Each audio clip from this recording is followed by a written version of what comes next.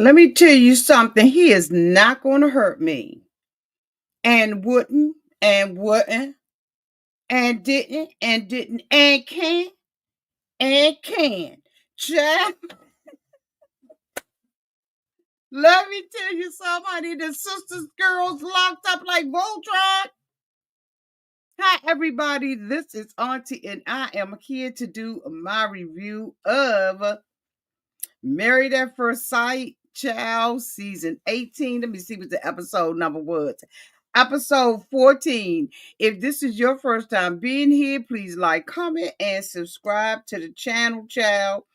And to all of my new subscribers, thank you all so much for hitting that subscribe button and joining this family. To all of my nieces, nephews, and my members who have been here with me for the long haul, thank you all so much for your continued support.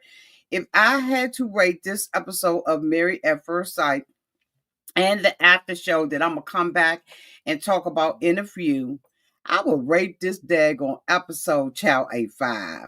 And I'm going to tell you why I rated it a 5. Just because the homegirls are locked up like Voltron. Yes, they did. Let me put my glasses on, child, so I can see. I'm hoping everybody had a great day, and they had a great day on purpose, child. We're going to get into this as we get into this. Okay? Yes, we are. So I'm going to bring them up, honey, and we're going to talk about them, and then we're going to talk about them together, child. Yes, we are. Yes, we are. Okay, so hold on, child. So the first couple that I want to talk about is Juan and Karla. Now, of course, we all know there's no connection whatsoever between Juan and Karla, but what in the world is that on my forehead? What is that? Okay. I don't know what that is, child. So anyway, we're going to talk about them. And, they have went to go and see a tarot reader. And so the tarot reader asked them some questions and, about, the relationship and what they did, whoop, whoop, whoop. And I just was like, that's what tarot readers do. You always go to like, if I go down to the beach and stuff like that, they'll have tarot card readers at the beach and stuff. And I do, right? I know they be flipping cards and stuff, but I didn't know they be asking you ask questions. I just thought you came in there was a crystal ball, bitch, and some cards, and they just flipped them up and told you about your life. And whether or not it was a hit or miss, okay, it just depended on the location that you went to. Anyway, child, so they went in there and everything, and she was telling, Juan that basically Juan, being analytical, causes the romance to be. No, it's not. He's just not into Karla. He's not into what Karla is doing or anything like that. Karla's into this, but Karla did come out and say that Juan's family does this, right? He got a brother or somebody that's into this, right? So she don't know why he's made that excuse up. But then again, I was thinking to myself, I was like, that's probably why he's not into it, because he got family and stuff. That's okay. Thank you, Denise. Say hello there, Auntie. I really enjoy watching your channel. I'm always in the bushes. Mwah, mwah, mwah. Thank you for coming out just to tell me that. I needed that today. I got a lot going on, bitch. Okay. So thank you so much, Donna. Hey, Mrs. K. Donna said, hey, Auntie, I'm ready to hear your thoughts on this last episode. Thank you, boo. Hello there, Miss K. I ain't see the members come in. Hey, Sugar 48. Hey, Connie Poodle Mom. Okay, I'm still gonna recognize you. I know you needed to take a break, honey, but I'm still gonna recognize you. You still a member, boo, in my head and in my heart. Okay. So anyway, they're going through the motions and everything with Karla and with Juan. Juan, basically, is not into Karla, and he's not into the stuff that he's doing, and I probably wouldn't either. All that stuff that she's doing and the Zen stuff, it's got its place, right? If I decided I want to pay for myself to get a massage. But outside of that, I just ain't interested in that stuff. But okay, they're going to stay in this experiment and go all the way down to the end, and they're going to be, cordial to one another. Karla said that, she really likes kisses and cuddles and all of that kind of stuff, and just Juan ain't into it. I bet you if it was somebody that Juan was into, he would be kissing, cuddling, and doing a whole lot of other stuff that you just don't think that he would be doing. He just not that into her. The next couple that I want to talk about is Camille and Thomas. So we have gotten to the point, right, where, I think it's like, what, 2 weeks, 2 weeks for the couples to get together and everything, and to, make their decision on whether or not they're going to make this a lasting relationship or not. And so, Camille is trying to have a conversation with Thomas about, Thomas, where you at? We're going to be living together. Can y'all hear me? I hope y'all can hear me. She's at the point where, now they need to start making a decision about where they're going to move. And so, the two of them have their apartments. The apartments appear like they, kind of far apart from one another. And so for them to really do, really make the decisions about, what the fuck are we going to do, where we're going to live, and all that kind of stuff, right? And so Camille is trying to talk to Thomas about it, and Thomas is like, what do you think? And, where do you think we should go? And you think that we should see each other and still keep our places? And, maybe we should stay here. Maybe we don't stay. You understand what I'm saying? And I'm just sitting up there thinking to myself, why I don't really kind of particularly care that much for Camille. I know that Thomas is, Thomas really likes her and stuff like that, but I cannot stand a man that won't take the lead. And so I agree with Camille, which is red, bitch. But I believe I understand what she's saying. I want a man to make a decision. We both know that we got, less than 2 weeks to be together. The experiment is going to be over, and we should be making those decisions. This is the same decision that EmEm made with Ike, Icky ya in the very early beginnings, right? She was talking about, where we gonna live. You should move in with me and everything, because basically you living in an Airbnb. Y'all, did y'all know that there is a rumor out there, bitch, that he ain't even a teacher? I have to wait till I get to his part and tell y'all about it, honey, because he won't. He didn't and he can't. I mean, but anyway, Thomas isn't ready to make a decision about it. And so Camille is saying, I really want him to take the lead on this. And I totally, absolutely believe her. And I'm with her on it. Thomas, you got to make a decision. He a good guy and everything, right? And I think that that's, sometimes why a lot of good guys finish last, because you get a woman like Camille or like myself, kind of like Camille. Well, I ain't going to say I'm like Camille, right? But you get a woman who wants a man to make a decision, and when he can't make a decision and stuff, it's a fucking turn off. Now, when they went out to dinner and everything, to talk about the relationship and stuff like that, she said something at the table that I just was like, Camille, she was like, what if I get to the decision day and I turn around and ask myself, well, what, this was cute. It was good for where I lasted. Like, you don't say anything like that to a man like Thomas, who has been going all out of the way, right? To prove to this young lady that he likes her. He has really been going above the pale, buying jewelry, doing massages. You know what I'm saying? He just been, that type of guy, coming down to the, on his anniversary, accepting a family gift instead of getting an individual gift, because Camille hasn't taken the time to know him. So I don't know whether or not the two of them are going to say yes on decision day. I think if they did not say yes on decision day, I would be kind of shocked. But I wouldn't blame either one of them, right, for making the decision that they choose to make, right? Because I mean, at the end of the day, they grown folk, they do what grown folk do. It ain't none of my business, bitch. Okay, and then we're gonna move on. The next person that I want to talk about, did I miss anything with them? It seemed like it was something else I wanted to say. I don't know, but my lipstick is popping, okay? It look like it's crystals on my damn lips. You better go ahead, lipstick. Go ahead, lipstick. Bitch. Go. Child, look like it's diamonds on it. Lipstick is popping.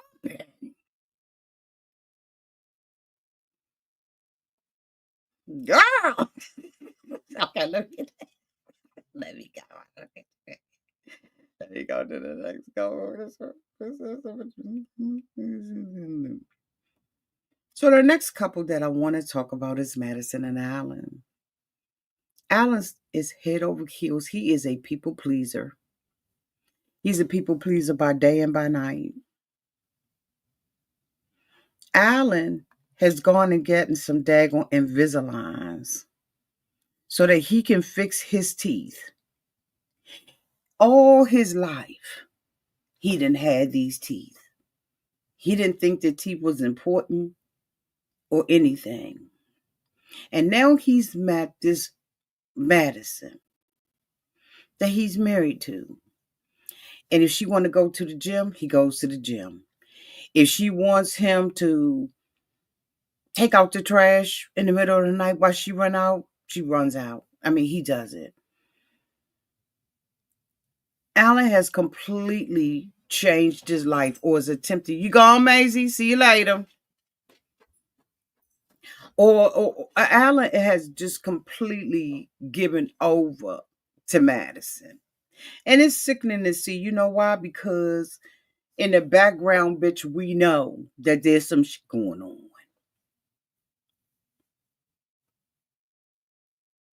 He's a people pleaser. This girl is a hoochie coochie, basically a club girl. But she got mad when Allan said something to her about that last week. But she is exactly what Allan says she is. This week we saw her go and take Allan shopping.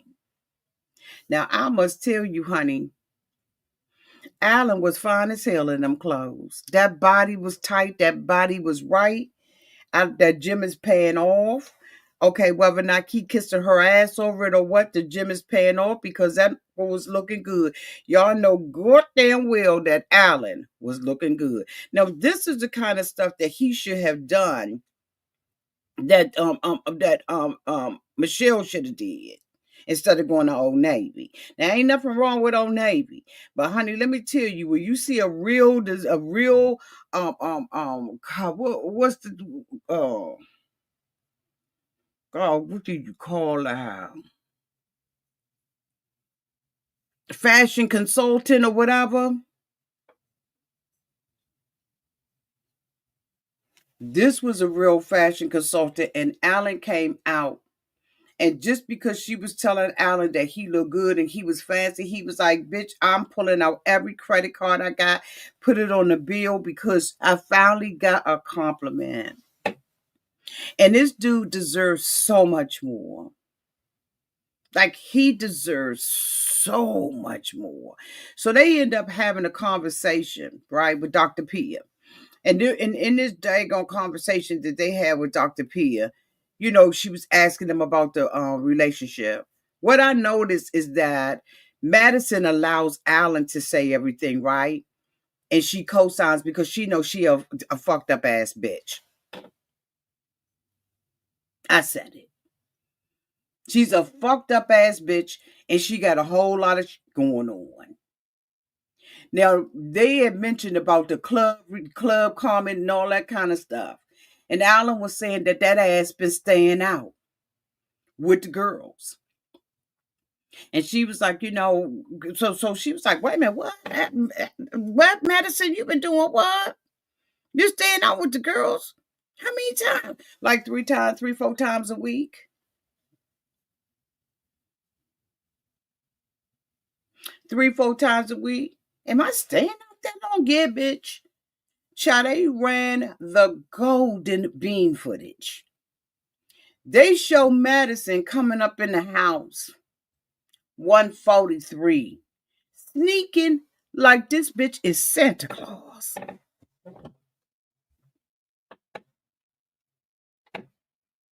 She was sneaking like she was Santa, bringing the gift to all the kids, bitch, on Christmas Eve. Bitch, the only thing that Allan did not have out was some goddamn milk and cookies for the bitch.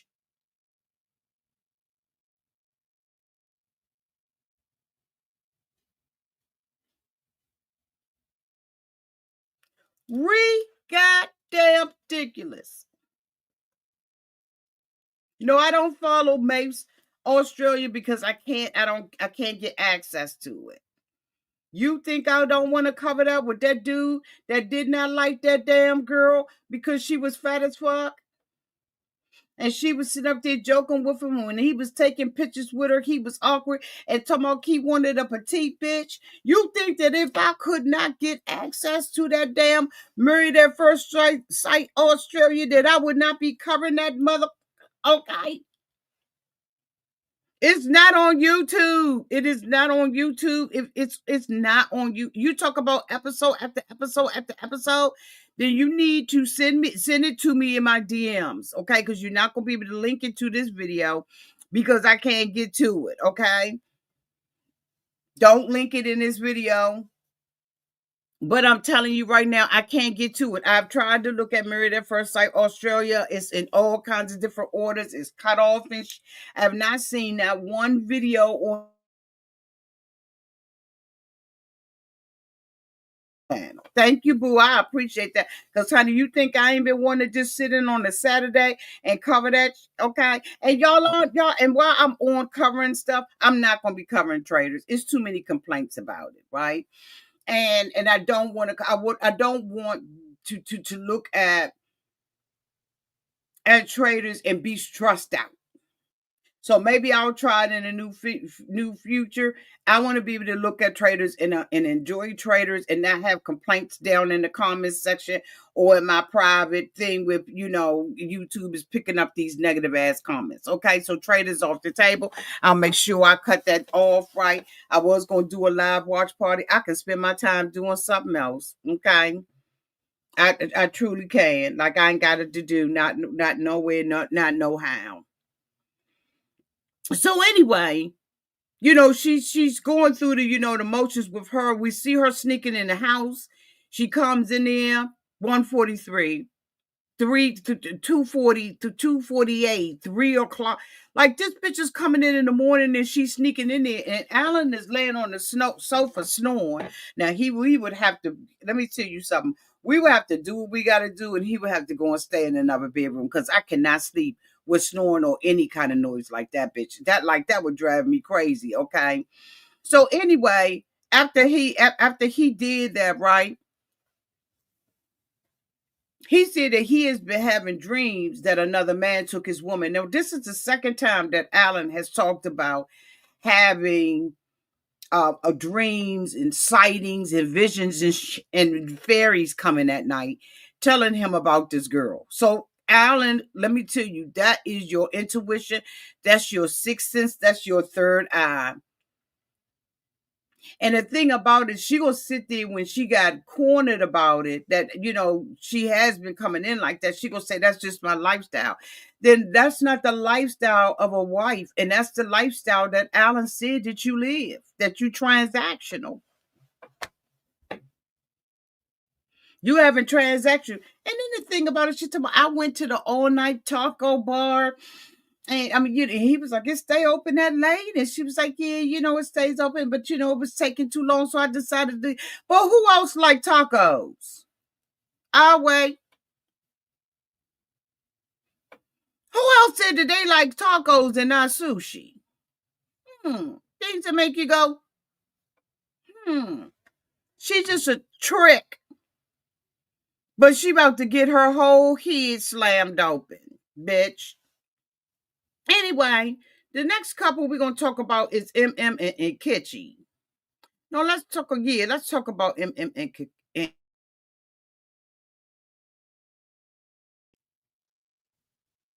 This is one ignorant motherfucker, in my opinion. He's ignorant as hell.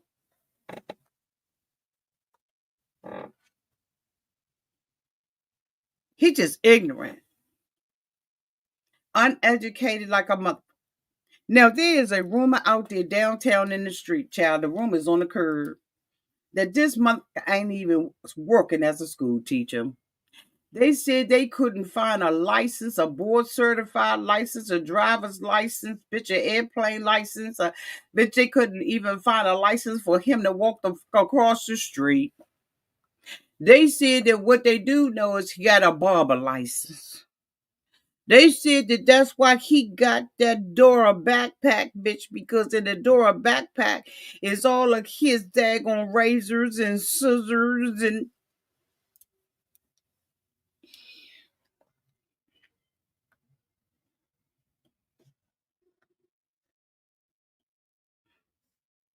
said he a barber, allegedly. He a floating barber. I call you and I come to you. So we've been wondering why he been walking around with the backpack. Backpack. And allegedly, that's what it is.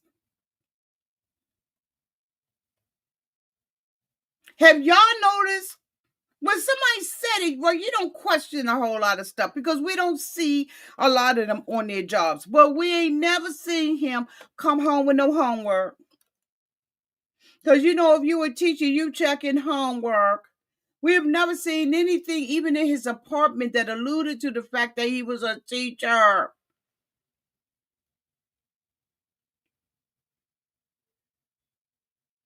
Y'all nothing.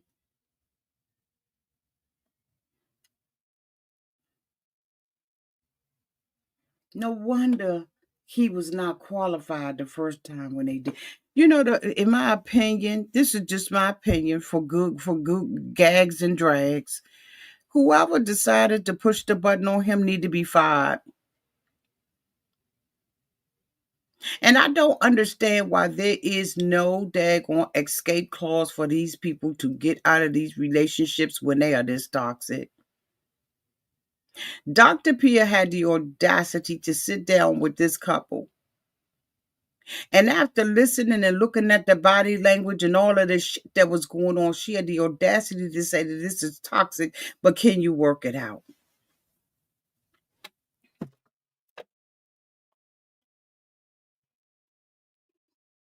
Now you sit here and tell me it's toxic. You see and hear it and feel it for yourself because I'm going to tell you, when somebody's in a toxic relationship, you feel that. You can feel it all in your bones, all in the air. It's a chill, honey, and then it get real hot. And when the situation get hot and out of control, you be wondering, how am I going to get in this? Am I going to be fighting and swinging and whoop banging? Am I going to cuss the individual out? Am I going to go off? Like, what am I going to do? Am I going to just walk away from this situation? Am I going to call my 911? Like, what am I going to do? Y'all know when you in around a toxic couple, it get to the point, honey, where I'm telling you right now, it gets hot in the room. And you be like, you know what am I do? Because when it's toxic at this particular point, okay, it's no way. It's no way you can sit around it. But then you sit there and you ask them to work this out. So this come up in there. She comes in there and everything. Got her little outfit on and everything. Her little white pants and her little, small little shirt, looking all skinny. But I'm gonna tell you one thing about it about EmEm. EmEm got a neck problem because do y'all see how EmEm like this? I mean, like what the hell? She mean like I think what is this she's doing? She makes herself small. And her head be like, I said, bitch, what the? So EmEm comes in from her day at work. Oh, thank you so much, Davina, for the $5 super chat. Hey, Auntie, you had me dying laughing about Itchy. Dude was a fraud the entire time. Toxic. Absolutely. Oh, you look so pretty. You look like you graduated from somewhere. Congratulations, Davina. Thank you, boo. So she comes in and everything, and Dr. P is like, hey, she's like, hey, girl, how you doing? She was like, so what's going on? Nothing. Ain't she? Well, what do you mean, ain't where's your husband? Fuck you asking me for? He coming to the meeting, evidently y'all talk to him, because I ain't talked to the mother. Oh, so you mean since he been back in town? No. Not when he was out of town, been back in town, none of that. I ain't talked to the mother. Did you? Did you? Oh, I didn't know you ain't talked to him. Bitch, I called you when I was on the balcony and told you I ain't talked to him, and I think I'm going to get ready to put my break on this. I already told you that. Didn't I tell you that? I hope y'all been buying this.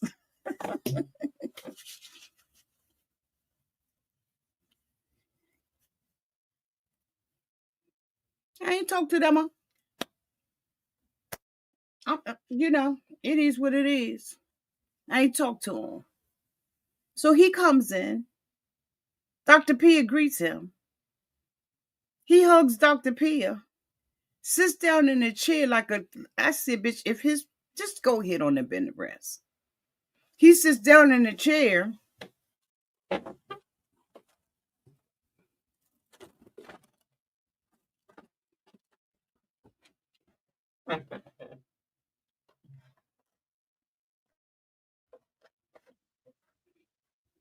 I said, you old bitch. You old sassy. You sassy.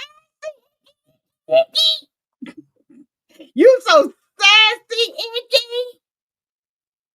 You sassy. So sassy. But damn, you didn't even speak to your wife. What? What? I was. I mean, I just sat down. You should have spoke to her first. And when you sat down with your sassy ass and adjusted yourself, you knew daggone well you had no intention.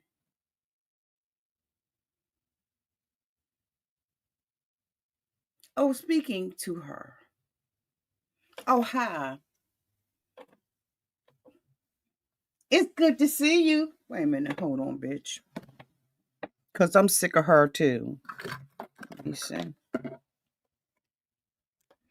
So he tells you, so he's like, oh, how you doing? I was going to speak. You didn't give me time. I just sat down. How you doing? How you doing? It's good to see you, too. Good to see you. Good to see you, too.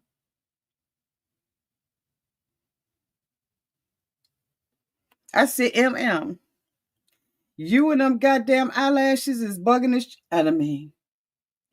If I see another flutter up on your eye like that, let me tell you something, Icky, bring them down just a little bit. I mean, them eyelashes is out there like I want to take you serious. I know you in a business and you need to make sure that your little light shine. But honey, them eyelashes is causing major shade. And I just don't understand when she turned around and she was like, how you doing? Good to see you too. I said, I ain't going to be able to do this. I'm not going to be able to do this with EmEm. All this right here, this ain't necessary. Bring them down just a little bit. Because this right here may be something that's a turn on for him. Not that it take much, but I'm just saying, this right here, sis, you too pretty. Now we know you got the weave on. We know you got the weave, and we've accepted the weave from the very first time he got wet in the pool. We've accepted that weave, but the eyelashes, we don't have this to do. Bring them off this down.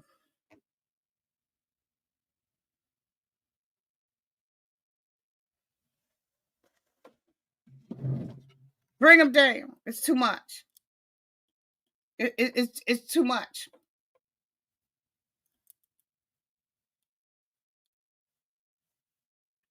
Just in case ain't nobody tell you.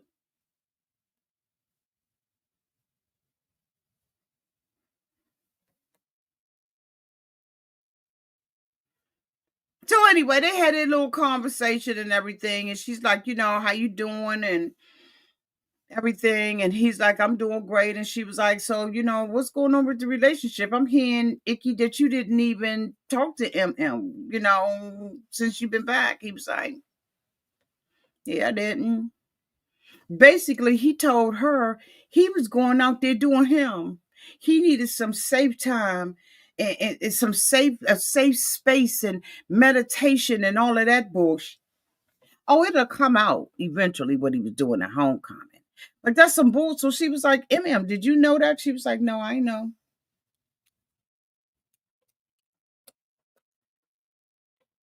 I know he was going to, clear his mind. Because if that's the case, then he need to go off in the mountain for 40 days and 40 nights because his mind is a wonderful thing he's wasted. This mother ain't. He sat there and told her he has no desire to be in that relationship. And EmEm gets up and goes to the bathroom to get herself together. I'm gonna tell you that bitch had some good eyelash glue, because when she came back, she's like, "Are you okay? You okay?" Yeah, I'm okay. I just wanted to tell him, EmEm, wake up, please, girl. You don't have to placate to the cameras. You don't got to placate to him. The both of them playing games. This man, they sat up there and they started arguing because he has started talking loud, because that's what he does. An ignorant person who can't handle their words and are unable to articulate will get loud on you. And he got loud on her, and she said, basically he was saying that, they go forward 10 spaces and then they go back another 20. And she was like, I don't understand what the fuck he talking about, like he's stupid as shit. And so, he was like, that's the problem, you always act like you don't know what I'm talking about, but bitch, don't nobody know what you're talking about. You know what I'm saying? And so, they go back and forth and they're arguing because when he starts getting aggressive with her, she said, that's passive aggressive. That comment that you made was passive aggressive. And he said, not the queen of aggression. She said, what you not gonna do is talk to me like that. Basically, he said he don't want this fucking relationship. Dr. P is sitting there and says, this is toxic. And what we not gonna do here on Married at First Sight is allow you to be toxic. But let me tell you something. Within the word toxic, there's a whole lot of stuff built into that. This, in my opinion, is motherfucking abusive. Let's not talk about toxicity. This mother angst. And he, every opportunity that he gets to demean her, to tear her down, he takes it. And he don't even wait for an opportunity to tear her down. He just do it. And honey, she sits there because he talking about his feeling and how she talked to him. And so she sits there and apologizes to him. So Dr. Pia asked her, what do you want? I want my marriage. You don't, he'd already said, when Dr. Pia said, do you want this marriage? Icky, yicky, ya, ya, ya, ya. Icky, yicky, ya, ya said, I don't think it is a marriage. I don't feel like it's a marriage. But EmEm sitting right beside him says that she wants her marriage to start a marriage. And then she goes outside and says, I'm a married woman and I'm going to be married until I'm not. You haven't been married the whole time. You got a sheet of paper and a ceremony, but bitch, you don't have a marriage. And Dr. Pia telling him and them the things that she did. See, y'all work this out. If there's any good in this, there's no good in this. We haven't seen one shred of goodness in this fucking relationship. Not one shred. So they walk up out that camp after he done sat there and fussed at the girl, called her the queen of aggressive. He has no desire and no want to be with her ass, and he don't see this as a marriage. As soon as he opened his mouth and said, you want to go and play, want to go to play arcade, just say, yeah, yeah. She shrinks, yeah. And then they walking across the street. I said, how can you fight for somebody who will not fight for themselves?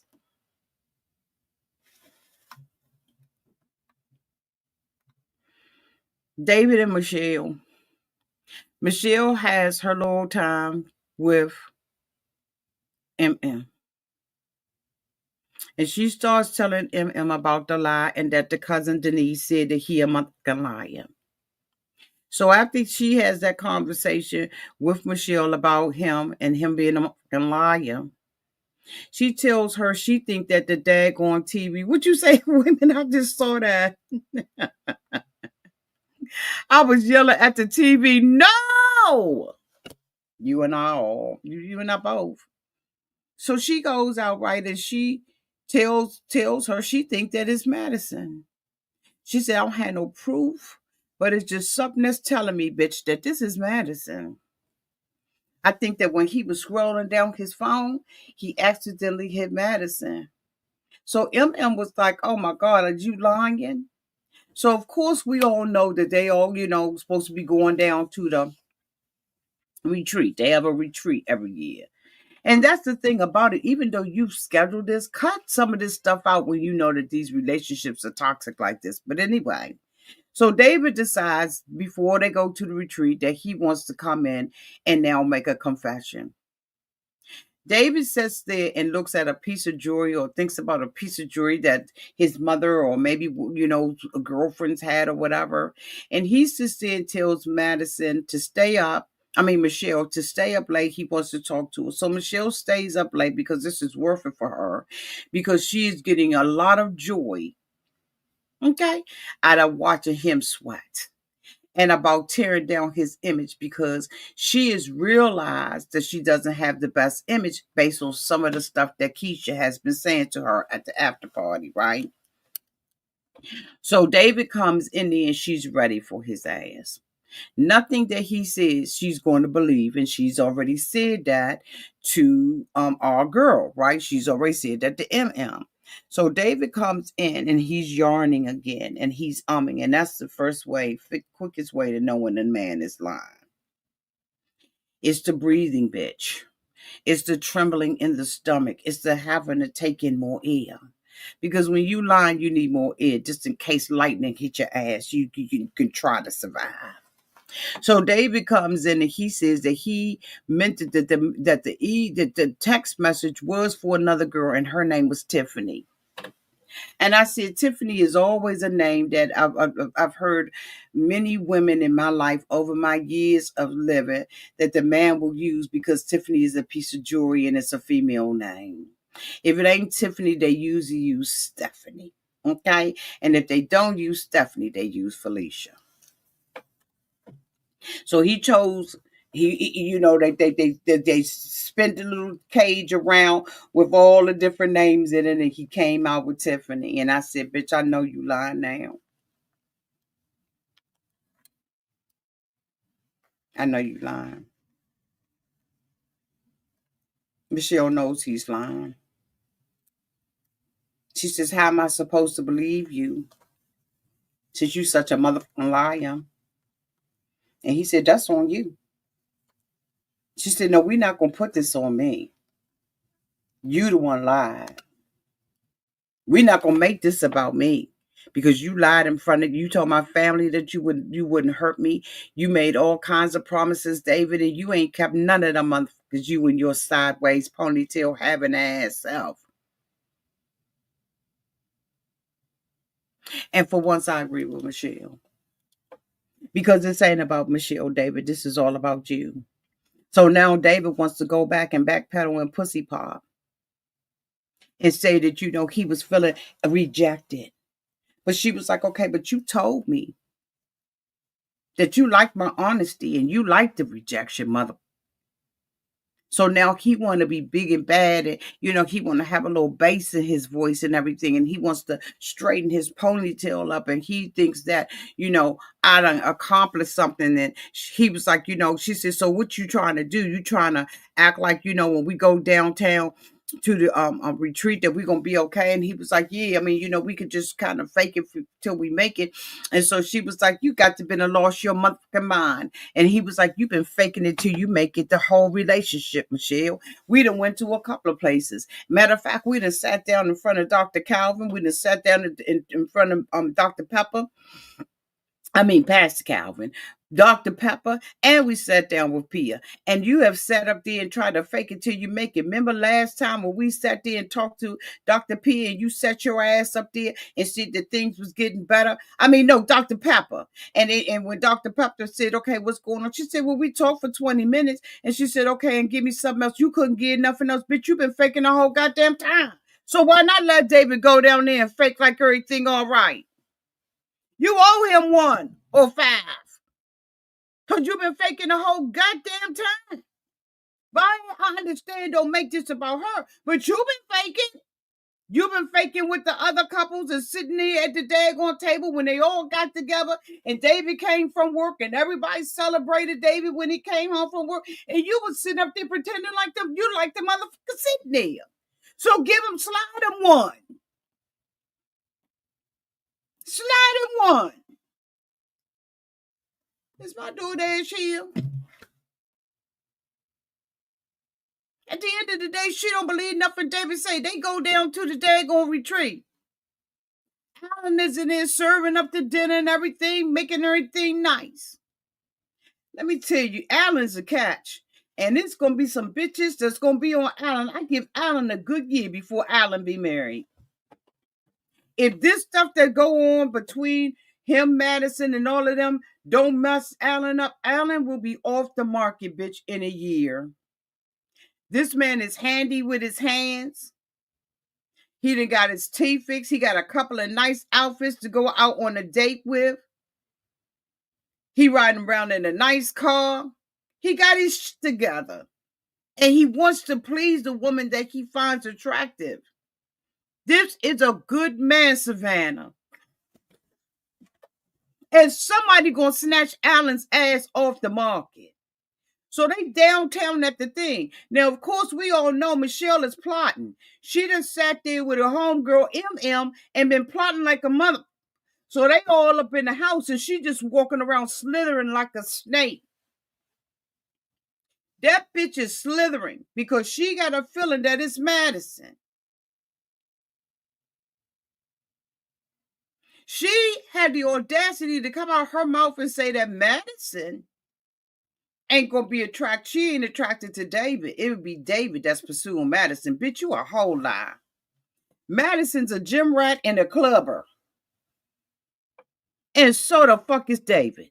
David been going out with Trina, Letitia, Carmen, Karen, Stephanie, bitching on Tiffany. David out at the clubs at night, honey, when he say he got a night job, you better check and see whether or not he really at the call center on second, third shift, bitch. Because I think that third shift is downtown at the club district, right along with Madison. Madison and David got more in common than what you think. And the whole time, you sitting up there telling some Madison wouldn't be attracted to him. Madison probably, okay? So what we need to do, instead of them, so they want to, really keep the plot, right? So that's why they ain't letting us see when David come in. But I think that David's staying at home any goddamn way. I don't think that David and his daggone girl staying together and she gonna sit up there and take her bags and leave out the pub. Bitch, bye.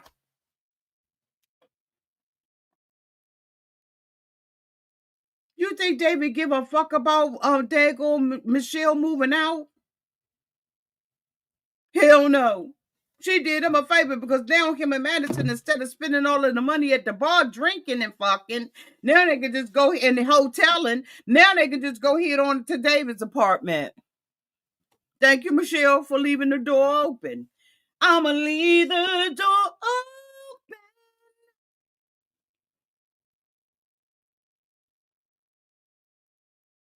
So they downtown at the little thing and everything. Everybody getting together. Camille and them come late and everything. Everybody doing what they do. Michelle is there. David come in late and everything. She don't give a fuck. She probably was hoping he wasn't going to come. But she needed to approach him and everything, right? So they sitting up in there doing what they do with the whoop whoop and the boop boop boop. And next thing you know, here come the damn simple ass icky icky ya ya. He comes through the damn door, standing looking goofy than a motherfucker. He done drove all this time. So he comes over to the thing while they all sitting there because he like the grandstand. I'm going to tell you, that's a bitch made move. That's a diva queen. Like, seriously. When you queening and you want to make a scene, ladies, y'all know we will wait until that opportune time to come up in there, honey, looking flawless, except for he can't look flawless because he ain't got you, okay? Because allegedly he's a barber. So he walks up in there like a flaming Cheeto bitch, and like he all on fire and everything. So he like, can I talk to you? So it was like, fine, okay, come on, let's talk. So he was like, yeah, I know sometimes things is good. They've been good, they've been bad, happy and sad. But I just got something for you. So she was like, okay, I just want you to read this. The way I would have said, motherfucker, you read it. What is it? Because if it ain't got money in it, bitch, I ain't eat. I don't even care. What is it? Because the way you've been treating me, I know this is set up. You old bitch, you. What is it? So he slides it across the table and she like,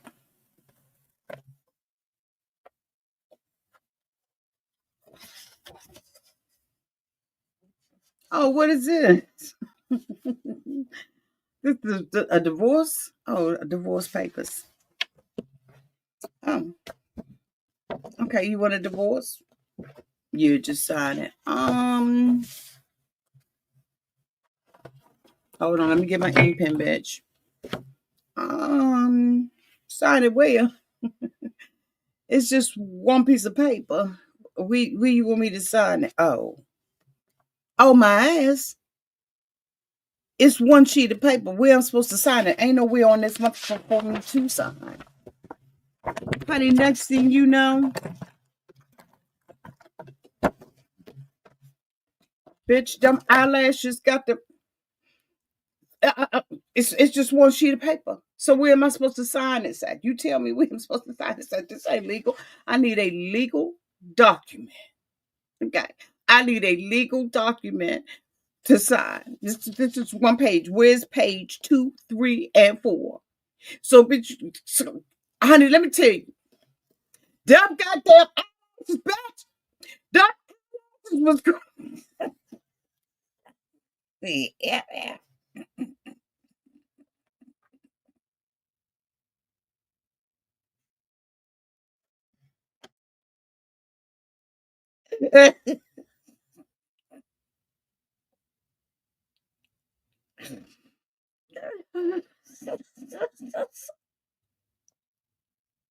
I said, bitch, if she don't be careful, we gonna be flying up.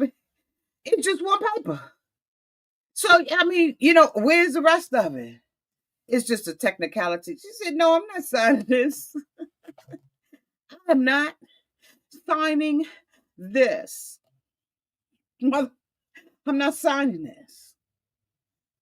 Oh, you leaving? Where you going? You leaving? You coward? You mother. He go outside. God, go outside and call her asshole.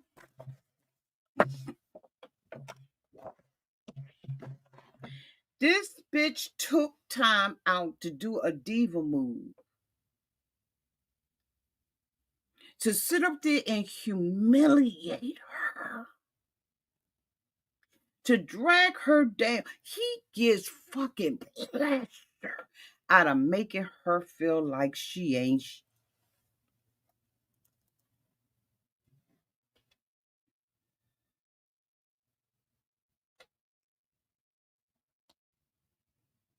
He finds pleasure in it. That's a psycho. He need to be, y'all, I swear to God, he need to be mentally evaluated. I don't know why they did not put him through some type of mental evaluation because this motherfucker crazy. The stuff that he do,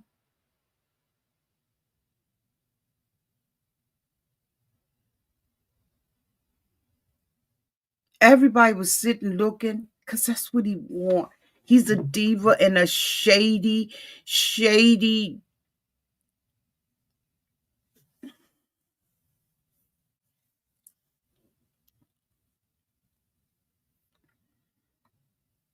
Thank you so much, Miss Teresa, for the $5 super chat. Don't they pay for the divorce after decision day? I don't think so, because I think that they, in the contract, they have to be still married for a certain amount of time. He sits his raggedy ass up there and does that, y'all. So she said, stupid mother. She said, my husband just deserved me with divorce papers. I mean, divorce paper. One piece of paper.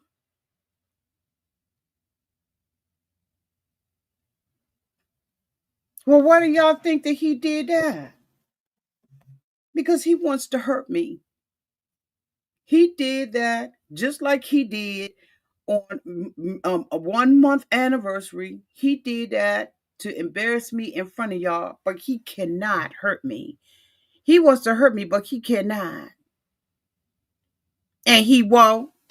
Camille said, and he won't, and he won't, and he didn't, and he didn't, and he can't, and he can't. Right there, honey, that got a 5-star bitch. Camille said, and he did it. He won't. And he didn't. And he can't. Because EmEm been playing her own game of chess. Whether we like it or not.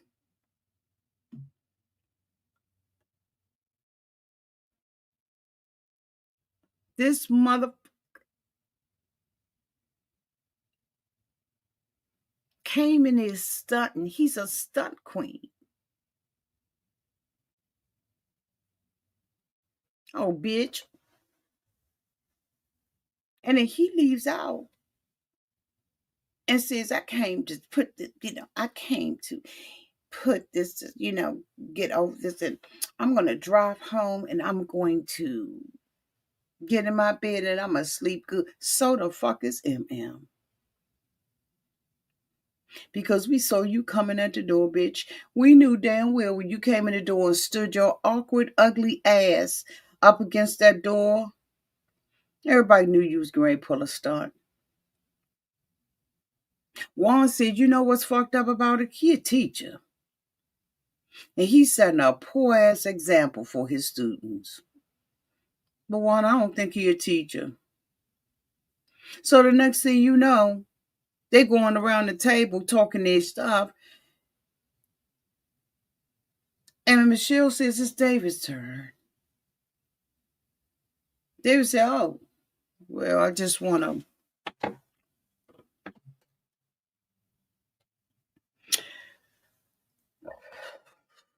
I just want to say that I lied. My confession, the text wasn't to my cousin Denise, and I'm disappointed in myself as a man, a son, a brother, a Cub Scout leader, a man living in his basement, a man with a side ponytail, a man with no savings, a man that's fucking around on my wife. I'm disappointed in that man. So they was like, it's good, that you said something about it and everything, David. Michelle said, not so fast. The only reason why he did this is because his cousin Denise ratted on his ass.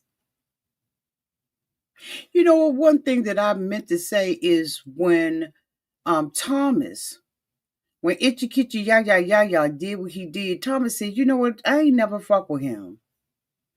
I couldn't get with him because all he would talk about is himself and his own accomplishments. I ain't never fuck with him because I couldn't relate, because all he wanted to do was tell everybody else how to live their life. But then he was secret about his. I said, okay, Thomas is black. Because Thomas was like, I ain't never fuck with him. For what? He wasn't true to who he was, and he wasn't true to none of us. And now here David is sitting at the table. Michelle gonna try to make sure that he don't get no support. And they're like, you know what, David, you told the truth. All right, man, we all knew it was a lie.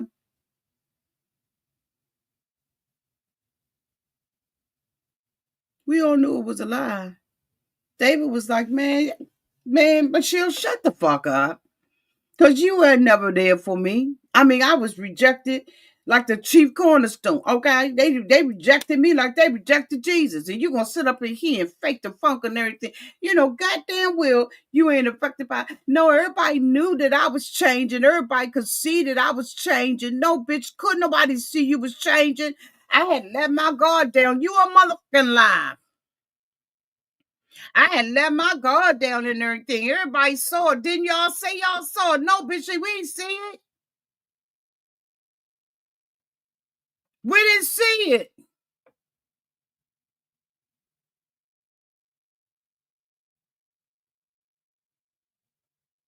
We ain't see it at all. Sure the fuck didn't. Sure didn't. Mm-mm. Well, I'm just saying, that's just messed up. He said, I ain't even got a kiss from you. Allan, have you and Madison kissed? No. What the fuck they got to do with it? And I'm gonna tell you whether I was messing with David or not. When Michelle did that, I would have cussed Michelle out at the table. You worried about your own motherfucking business, not mine. The fuck you asking that for? That ain't none of your business. Plus, bitch, we work out together. We did Carla's little yoga woo thing together. We did all that together. You know goddamn well what's going on between me and Allan. You know I ain't kissed Allan, so you gonna sit up here at the table. What's your motive for that? Michelle, go ahead on and say what you want to say. You want to get froggy? Go ahead on and leave. Don't sit up in here and act like you don't already know what's going on in my relationship with Allan, and you know I ain't kissed Allan, and you gonna sit up in here, say what you gotta say. Say it with your whole chest. Say it with your whole chest. They was like, no. So Allan, between Madison and I, David was like, man, leave that alone. What you not gonna do is come for my girl. Leave that alone. Allan, shut the fuck up. It's time for you to stop. See, this is the kind of conversations that I wish they was having at the table. Because I'm gonna tell you right now, if Auntie was there and Michelle had asked that question, I would have been so quick on my toes. I would have said, you know whether or not I've kissed him or not. Why the fuck would you ask that at the table? Like, where are you going? Like, what's going on? Say it with your chest. Stand up in this. Put your 10 toes down to the ground, Michelle. What you trying to say? I would have checked that bitch instantly. Instantly, she would have. I'm talking about, honey, like some instant oatmeal. Like a bowl of cereal, bitch, just pour the milk.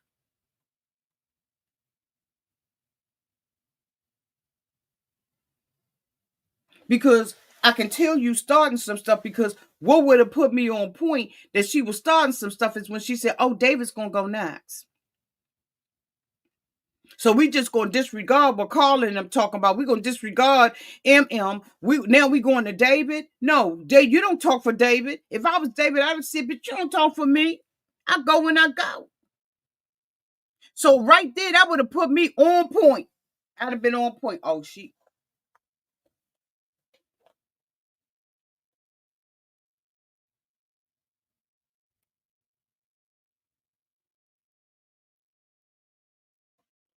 let me tell you something. What you're not going to do is do it in public. I don't care if you caught me with my drawers down in the back of a car. Until you have a respectful woman to woman conversation with me about what you suspect, don't you ever in your fucking life than you gonna sit me in front of a crowd and embarrass me and humiliate me and talk to me about something for the first time. Cause bitch, this not for the group. You better discern the times and discern the space and discern how much space is between me and you. Because what you not gonna do is be unwomanly. You got something you want to say, Michelle? You say it. Now, in the previews, they show that Michelle went up to the room with Madison. That's how you talk to me. That's how you tell me you suspicious. But bitch, don't you ever think in your whole fucking life you're going to sit at a table and embarrass me, because I will drag your ass. You not going to sit there and humiliate me or Allan, because it's unfair to Allan. So whether I lied or I didn't lie, don't hurt Allan, because Allan doesn't deserve to be hurt like that, humiliated like that in public.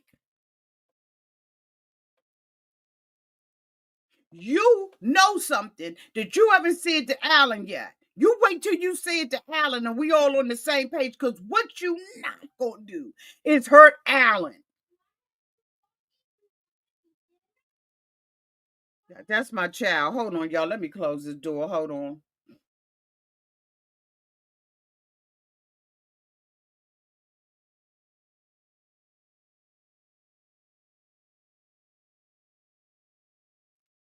Now, you can play ignorant and stupid if you want to. You can out me, but don't hurt Allan in the meantime.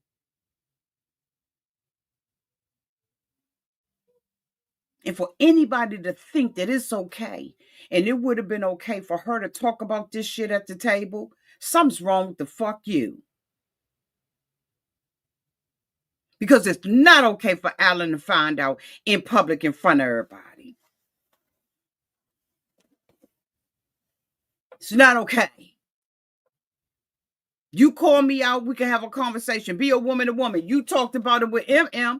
This gonna get back to me anyway. But you ain't gonna hurt Allan in the process. You're not gonna drag him in the process. Fuck her. And I'm glad that she said, look, I ain't gonna talk about this at the table, because her and David know where it was going. They know where she was going. That's why Madison got up. Because we're not doing this at the table.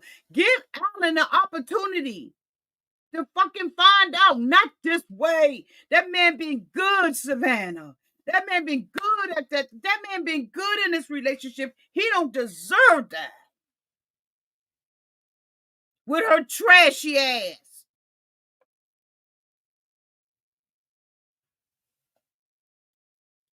He ain't pulling stunts.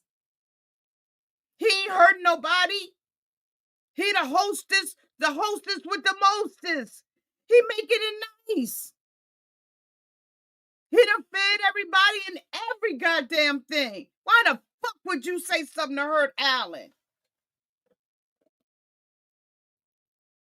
Now, on the next episode, we see, because Madison was wise enough to walk away and not let the conversation. I don't care if she a hoe or she not a hoe.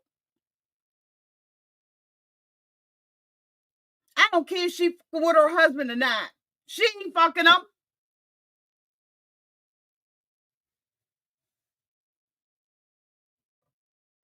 You don't do people like that. Michelle was out of order, and EmEm should have stopped her. Michelle. Because, honey, let me tell you, the way that Camille here snatched her, Camille was like, wait a minute, what? Wait a minute, what? What the hell? What's going on? Camille said, honey, we blackety, blackety, blackety up in this. It's Black History Month up in this. What's going on? What? Everybody peeped that something was going on with Allan.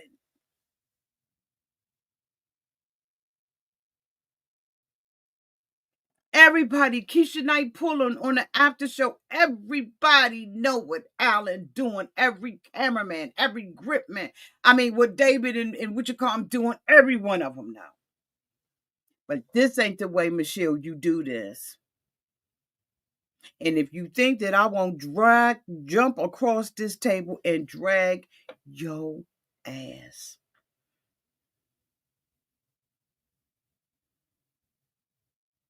That's not how you do it. And you doing it because he wanted a blonde haired, blue eyed girl. And now you feel like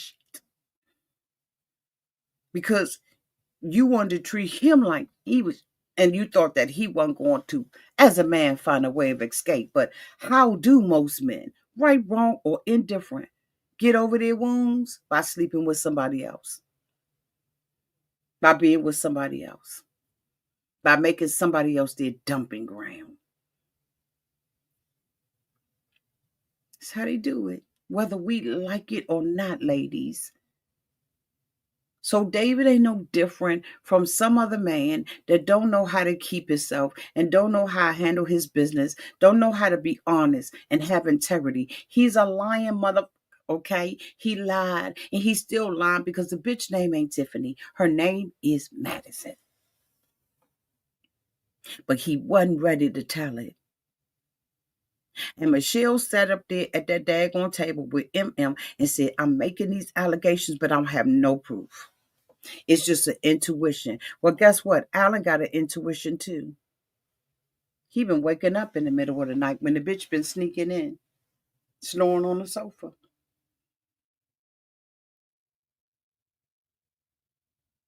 Snoring on the sofa.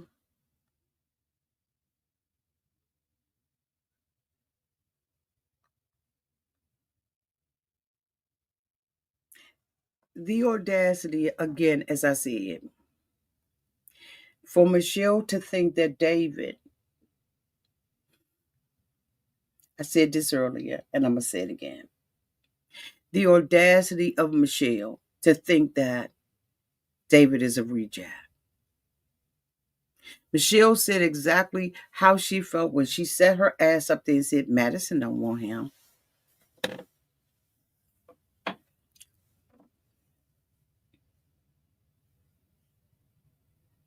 Don't nobody want him. He want me and I'm high value. But honey, he done showed her when she thought she was a high value chick.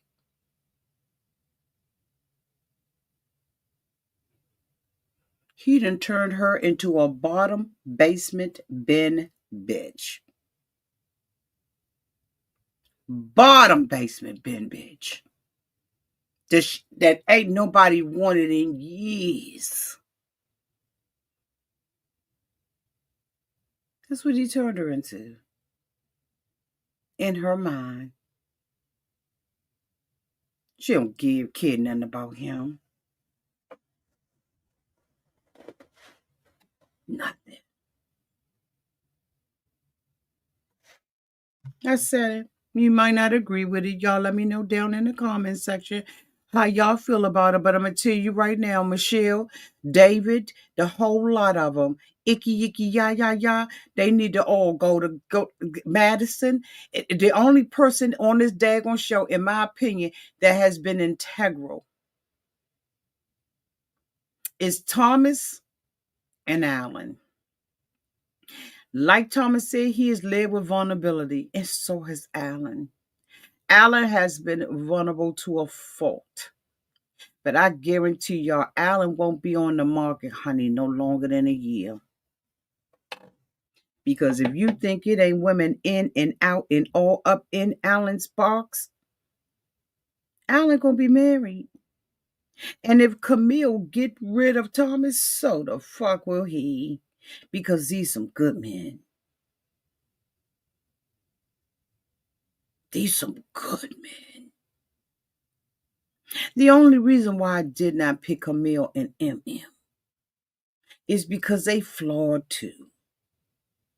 Camille walked around there, I don't know how many weeks, said he wasn't black until he had to prove it to her in the bed. And since he proved it to her in the bed, we ain't heard else about it.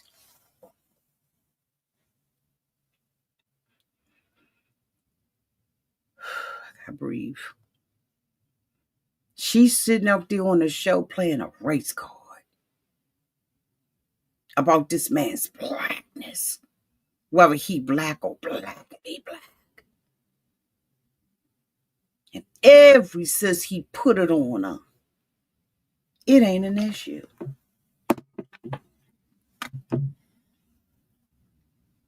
That's why she ain't on the list. EmEm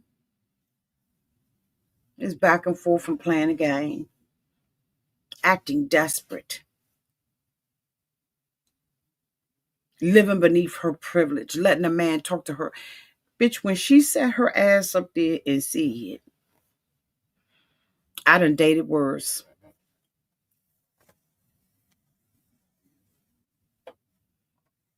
There we go. She said, I done dated worse. Thank you so much, Lisa Taylor, for the $10 super chat. Thomas and Allan deserve better. Absolutely, Lisa. EmEm said, I done had worse. Everybody got their quirks, but everybody's not abusive. And I'm afraid that that's what I'm seeing from Icky Yicky Yaya Yaya.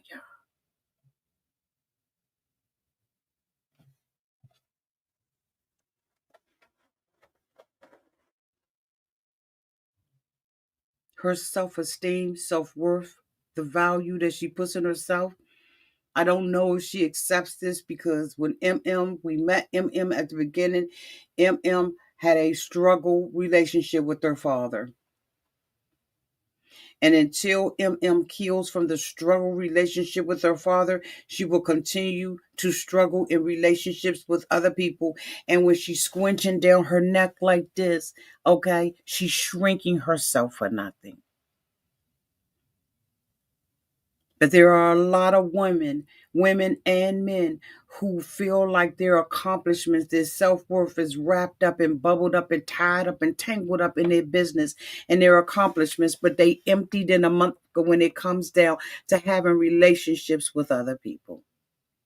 They devalue themselves and they allow someone else to do the same. And EmEm playing games because she sat up in that bathroom with Camille and they had a sister girls talk and she had already told him, I know what he's doing. So the rest of this for me, for EmEm, is gameplay. I ain't blaming her and I'm not victim blaming her or anything like that. I'm saying why she she did not make my list of people with integrity. I believe that Thomas and Allan are the only ones that I can say this season that has had integrity from the beginning to the end. Now let's see what happens, okay? Because bitch, it might flip. We might fuck around and don't like Thomas or Allan. I doubted about Allan, but I still got my eye on Thomas. Y'all, thank y'all so much for being here. Y'all let me know downtown in the comment section what y'all think about this episode, what y'all think, tell me what you think. Y'all, I'm open. I want to hear it down in the comment section. I want to thank Davina Spearman for the $5 super chat. Thank you so much to Mr. Risa for the $5 super chat. And thank you, Liz Taylor, for the $10 super chat. Y'all don't have to do it, but you did. And I thank you so much for supporting the channel. I love y'all and thank y'all so much for being here. And until next time, y'all be safe out there in those streets and in the water. Bye, y'all.